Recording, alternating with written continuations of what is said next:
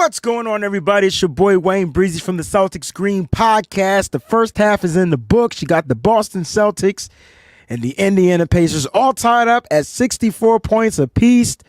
Jaylen Brown leading the Celtics with 14 points, 1 rebound, and 3 assists. Miles Turner leading them with 18 points, leading the game with 18 points, 4 rebounds, and 4 assists.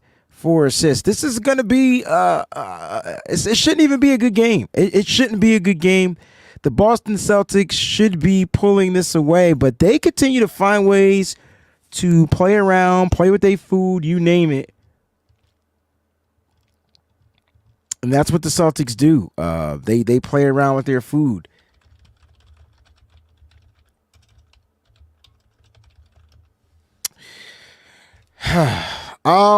Am I worried? Probably no. I'm not worried. The Celtics got to figure out how to, they're playing piss poor defense, in my opinion. I think the Boston Celtics are allowing them to shoot. They're shooting 53. Oh my gosh, they're shooting 53.3% from the 3-point line and 58.7% from the floor. They're hitting shots. They're getting a lot of wide open shots.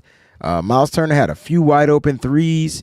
Halliburton is going to shoot the ball. You know what I mean? He's going to shoot the ball.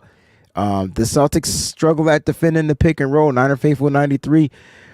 That pick and roll, Halliburton keeps getting, will haunt Boston. If it will. They got to get out of the pick and roll. They got to, and I said that they got to fight over the screens early, man. I said that. They're not fighting over the screens whatsoever. But it's all tied up. Boston is playing with their food, man. I don't know what to say else about this, Cliff. How you feeling right now? They're not playing with their food. Indiana ain't playing around, man. They're not playing with their food. No. They don't look like the superior team to Indiana. Point blank, period. They do not look like the better team. And I'm not talking about the way they playing. This looks like a fair matchup. It doesn't look like a fair matchup. It looks like a fair matchup to me, bro. Yeah, right now, because they playing with their food. Nah. Boston clearly was dominating this team at the beginning of the game. They make one adjustment. Boston comes out. They go on a run. Boston was leading at the end of the first quarter, and they're doing dumb shit. This is what Boston does. So how you going to tell me they're not playing with their fucking food if they're not trying to put this team away? We just watched the Celtics go on run after run, and they clearly can dominate this team. They just choose not to. They choose to leave shooters wide open. Right? They choose to leave shooters wide open, right? They choose to not fight over screens. Didn't we just have this conversation 50 minutes ago? What I said was they're going to the hole. It's like a layup line. There's no resistance on the interior, man. You said it looked like a line in the offering line in church. That's what it looked like. It's just the layup line. I can't pin it, man. I can't pin it. He says I don't. So Mr. Cyrus says I don't appreciate the ball the Pacers are playing. I agree with him. The Pacers are balling out right now.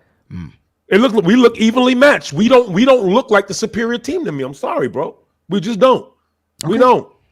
It's funny because you weren't saying that shit when we was up by double digits. There was no comments from you, and then the Celtics. I know I wasn't really talking. Hold on, and then the Celtics revert back to their style of playing loose, and that's what I'm talking about. So it's not about the Pacers. I'm not saying the Pacers are a bad team. I never said that, but they're not a superior team to the Boston Celtics. And at the end of the day, we said that the Celtics literally play with their food. How are we going to say that in one series and don't say it now? They're doing the same thing. They're playing the same exact way. Al Horford balling out. You're getting bench minutes from Peyton Pritchard. You're getting production off the bench.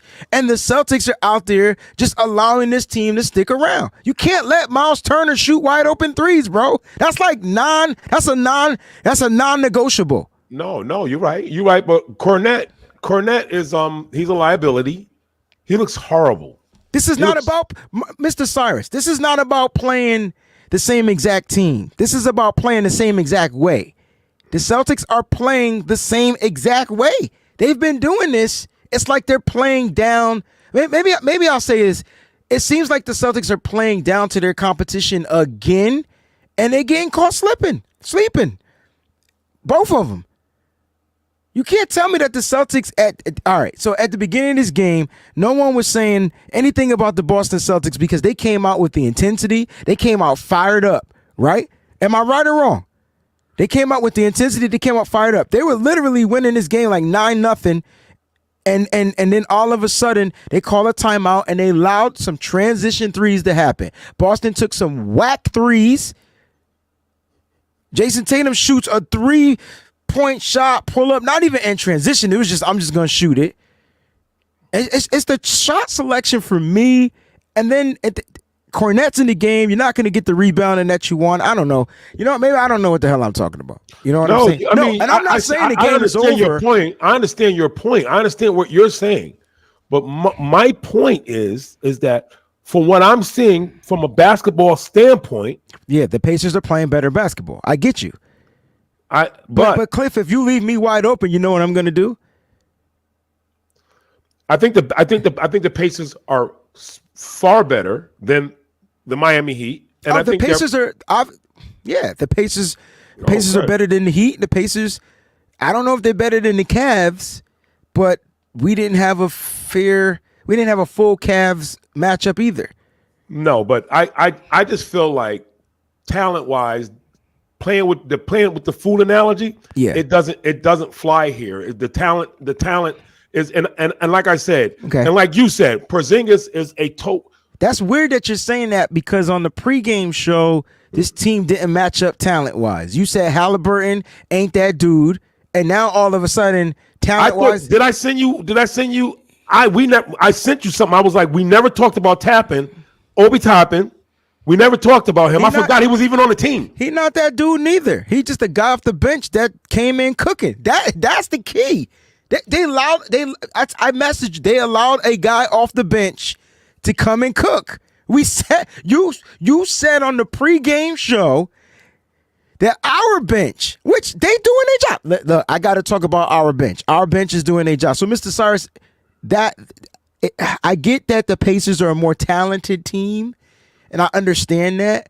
But it's more about the mindset of the Boston Celtics. I feel like if they have the mindset to dominate and they keep their intensity repped up, they shouldn't have a problem with this talented team. I don't think that they're more talented than the Boston Celtics. Now, do they play better team basketball? That's what's beating the Celtics right now. I mean, that's why the game is tied.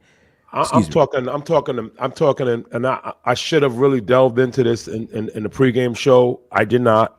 But I'm talking about styles make the fight. I'm talking about matchup wise. Okay.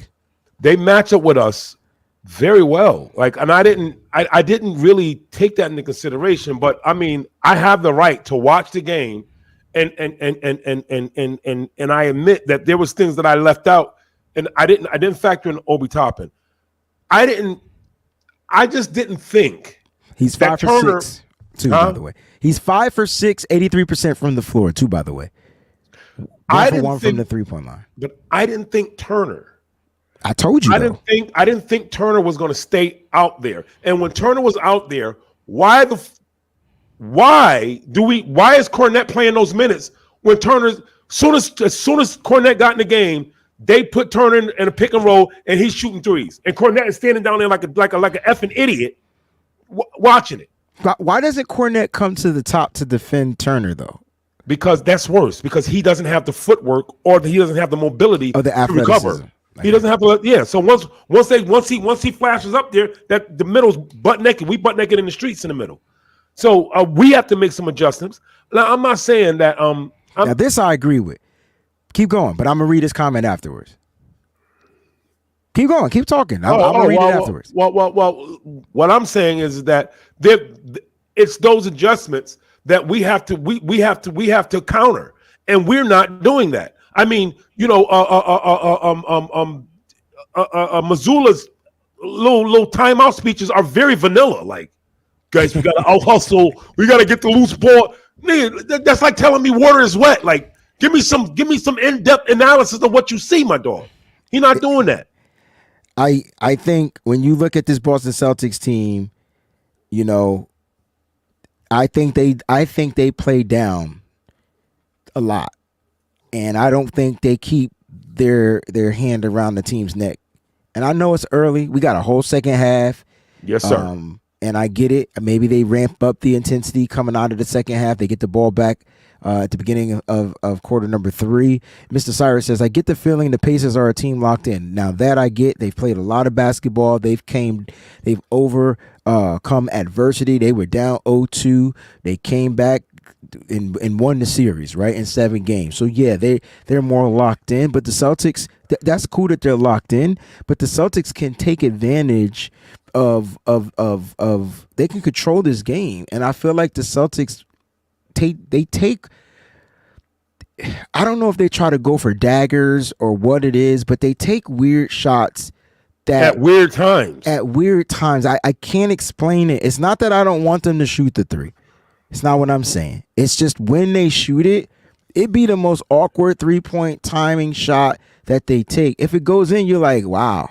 But you know it's not a high percentage shot, Cliff. So 9 times out of 10 it's not going to go in.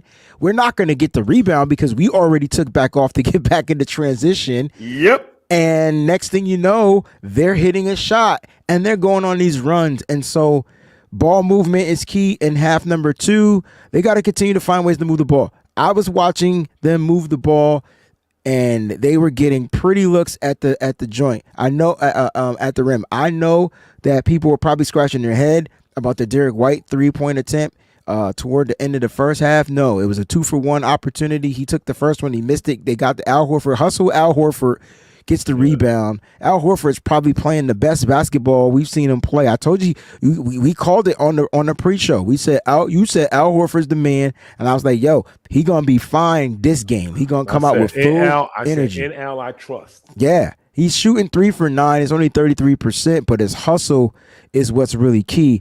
Al Horford has taken the most 3-point shot attempts. He's getting wide open looks.